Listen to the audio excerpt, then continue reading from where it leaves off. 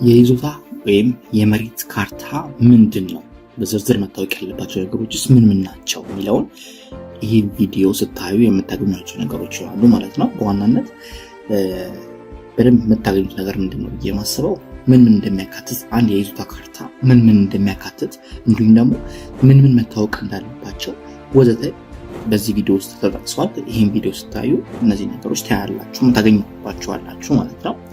የይዞታ ካርታ ማለት ምን ማለት እንደሆነ ምክንያቱም የይዞታ ካርታ ለብዙዎቻችሁ አዲስ ይመስለኛል። የመሬት ካርታ ወይ ደግሞ የቤት ካርታ ነው እንጂ የይዞታ ካርታ ሲባል ለብዙዎቻችሁ አዲስ ነው የሚሆነው። ስለዚህ ምን ማለት እንደሆነ የይዞታ ካርታስ ምን ማለት እንደሆነ ከስያሜ ጀምረን የምናየው ነገር ይሆናል ማለት ነው። በዚህ ቪዲዮችን ውስጥ መጀመሪያ ስለ ካርታ ከማውራታችን በፊት ስለ መሬቱ አመጣጥ በትንሹ ብናይ አሪፍ ይሆናል። እንደምናየው ሊዝና ነባር ይዞታ የሚባሉ የመሬት ማስተላለፊያ ስርዓቶች አሉ በኢትዮጵያችን ውስጥ። እነሱ ምን ማለት እንደሆኑ በዝርዝር ያለን ማለት ነው። ሊዝ እንደምናየው የከተማ ቦታን የመጠቀም መብት ሲሆን ይህ ደግሞ ምንድነው መብቱ በጊዜ የተገደበ ይሆናል ማለት ነው። ማለትም ለኖርማል ቢልዲንግ የሚሰራ ከሆነ ከ99 ዓመት 66 ዓመት እንደየሁኔታውና እንደተለያዩ ገደቦች አሉ። እነሱን ገደቦች ታሳቢ ተደርገው ይሰጣሉ ማለት ነው። በምን በጊዜ ገደብ ተወስነው። ነባር ይዞታ ላይ ስንመጣ ግን ነባር ይዞታ ግን ከመጀመሪያ ፐርሚት ዩዝ የሚባለው ማለት ነው፣ ፐርሚት ላንድ የሚባለው ነው። ይሄ ሊዝ ስርዓት ከመተዳደር ከመጀመሪያው በፊት እቺ ሀገር ሲሰራበት የነበረው አሰራር በምን ይባላል ማለት ነው? ነባር ይዞታ በሚል የይዞታ ስሪት ውስጥ ያልፍ ነበር ማለት ነው። እንዲሁም በከተማ መሬት የሊዝ ደንብ አዋጅ 2004 ላይ ከሁለት ዋና ዋና ምክንያቶች ውጪ ሌሎችን በሙሉ ወደ ሊዝ ስርዓት ያስገባቸዋል ማለት ነው። ወደ ሊዝ ስርዓት ያስገባቸዋል ጓደኞቼ።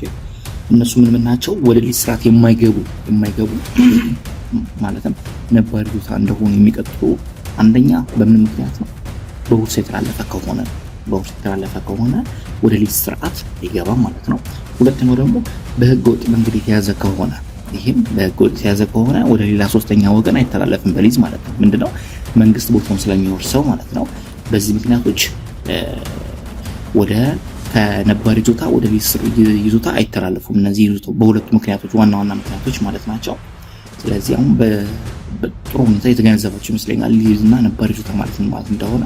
ሊዝ ማለት በተወሰነ የጊዜ ገደብ የተወሰነ የመሬትን ባለመብት የማድረግ ስርዓት ሲሆን ነባር ይዞታ ደግሞ ምንድነው? ይሄ ቀደም ሲል ሀገራችን ስትከተለው በነበረው ስርዓት አማካኝነት የተያዘ የቦታ መብት ይፈቅዳል ማለት ነው። ኦኬ። እዚህ ጋር ደግሞ በሀገራችን በዋና ዋናና ሚስጥራዊ ዶክመንቶች የሚታተሙበት ብርሃንና ሰላም ይባላል። ካርታዎችን ጨምሮ ሎተሪዎች አሉ፣ ቼኮች አሉ። ሀገራችን በሚስጥር መታተም ያለባቸው ተብሎ የሚታሰቡ ነገሮችን በሙሉ የሚያትመው ማን ነው ማለት ነው? ብርሃንና ሰላም የሚባል የመንግስታዊ የሆነ ሰነዶችን የሚታተምበት ቦታ አለ ማለት ነው።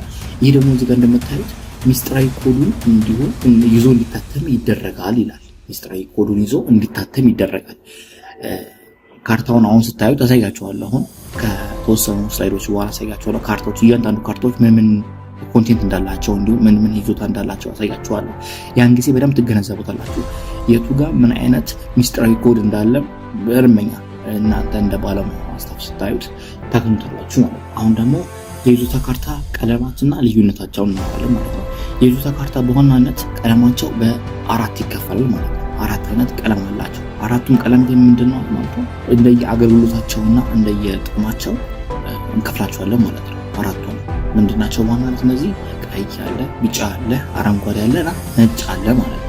ስለዚህ እነዚህን እያንዳንዳቸውን እናያቸዋለን ማለት ነው። ኦኬ። አሁን እዚህ ጋር ደግሞ አረንጓዴ ቀለም ይሉናል። አረንጓዴ ቀለም ምናየው እዚህ ጋር ጓደኞች አንድ ነገር ኖቲስ እንድታደርጉ የሚፈልገው አረንጓዴ ቀለም ብዬ ሳወራ ወረቀቱ ሳይሆን አረንጓዴ የሆነ ወረቀቱ ፍሬም ላይ ማለት ነው። ይሄ ጫፍ ላይ ዲዛይን የተደረገችው ፓርት ነው አረንጓዴ ሆና የምትቀባው ማለት ነው። ስለዚህ እሷ ፓርት ምንድነው? ይሄ ምስክር ወረቀት ሲቀባ እሷን አረንጓዴ ተቀብታ ካያችሁ እሷ ፓርት ያ ካርታ ምን ብሎ ታውቃላችሁ ማለት ነው። ትገነዘባላችሁ ማለት ነው። በሊዝ የተፈቀደ ይዞታ ነው ይገባችኋል ማለት ነው። ስለዚህ የሊዝ ሁሉንም መጠቀሚያ ፍቃድ ያገኘ የሊዝ ትክክለኛ የሊዝ መብት እንዳገኘ ይገባችኋል ማለት ነው። ወይ ደግሞ እናንተ ራሳችሁ ያላችሁን የቤታችሁ ውስጥ ያላችሁን ካርታ ቼክ ማድረግ ትችላላችሁ ማለት ነው። አረንጓዴ ከሆነ በሊዝ እንዳገኛችሁ ታውቃላችሁ ማለት ነው።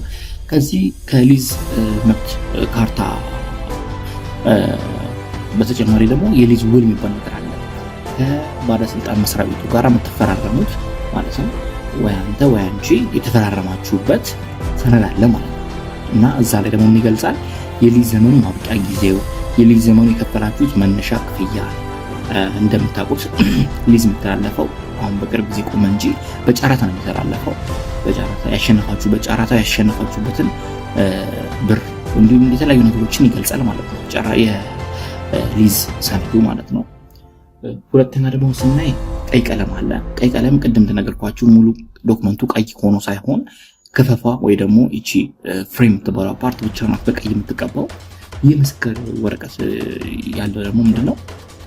ልክ እንደቀደሙ በሊዝ የተፈቀደ ይዞታ የሚገልጽ ሲሆን ነገር ግን ይዞታው ግንባታ እስኪያከናውን ብቻ አገልግሎት የሚሰጥ ይሆናል ማለት ነው። ግንባታ ለመጀመር የተሰጠ ጊዜ ብቻ ይሆናል ማለት ነው። ከዛ በኋላ አያገለግልም ማለት ነው። ይሄ ቀይ ካርታ ብዙዎቻችሁ ጋር አታገኙትም ይሄን ካርታ፣ ምክንያቱም በጣም ለውስን ጊዜ ብቻ ስለሚቆይ ይሄ ቀይ ቀለም ያለው ካርታ አታገኙትም ማለት ነው።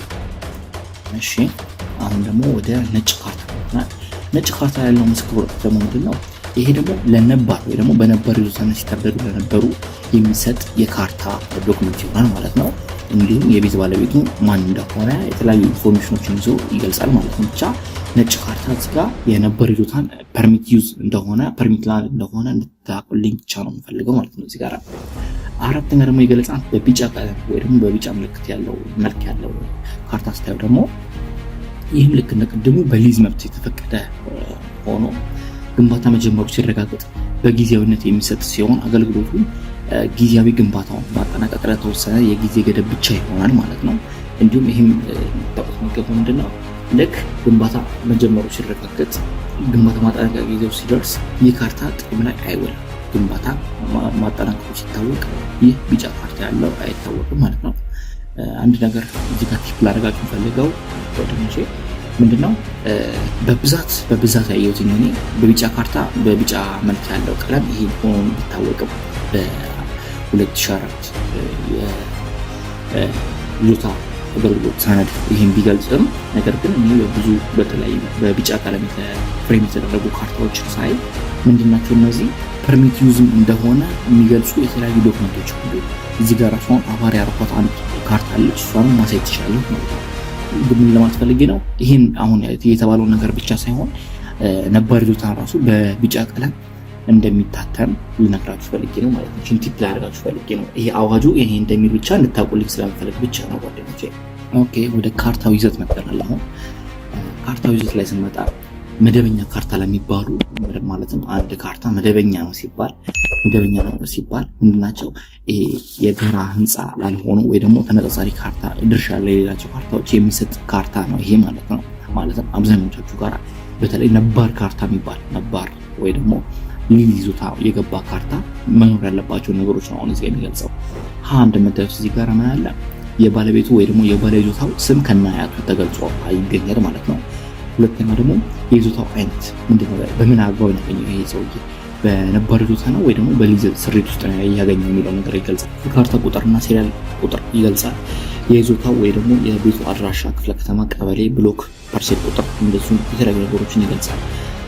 በተጨማሪም ደግሞ የግንባታ ያረፈበት ማለት ነው ቢልዲንግ ህንፃውን የገነባችሁበት በወይም የምትገነቡበት በስንት ካሬ ሜትር እንደሆነ ቢልት አፕ ኤሪያውን ይገልጻል። አራተኛው ደግሞ ወይ ደግሞ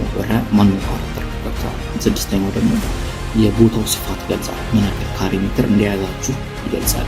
ኤክስ እና ዋይ ኮኦርዲኔት ይገልጻል። ኤክስ እና ዋይ ኮኦርዲኔት የሚባለው ምንድነው?